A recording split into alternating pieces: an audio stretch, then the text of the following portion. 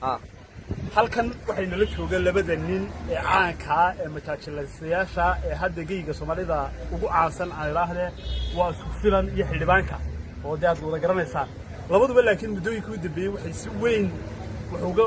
hadal hayeen arrinta saxaafadda yeel maadeer saxaafadina waa nahay horta arrinta saxaafadda ee aad yar daba gasheen bal arrintaas horta maxay ku saabsan inta saxaafadda wax la baahay iska shaqana weyno qalad waa isku waxay nahay meel bay nahay isku soo wada fadhina hasa ahaatee hasa ahaatee mar inaan yara duqeyno horta xubnaha leedin maaha waxaan eeg waxay moodayeen ummadii inaad dhabbaad moodaysan anagu qosol baan ka eeganay oo wax ka eegan fanaya kowdii marka waxaan xumaan waxay gelintii ku jirtay xumaanna naga ma ahayn maadeeraya saxafiyiin badan arrinka waxay naga weydiisay laakiin waxaan soo wadnaa wanaaga ay leedahay saxaf qalib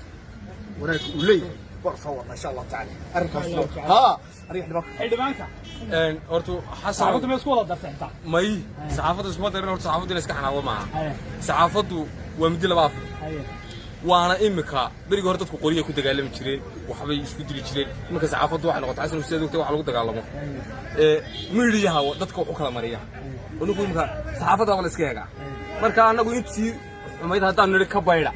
أنت إذا ولا سنة عبد الغني شيء أنا صوّدنا كم هنا صحافة ما قلنا عد قارنك من نودي عد قارنك من نودي وهريانة وهريانة قارنك من نودي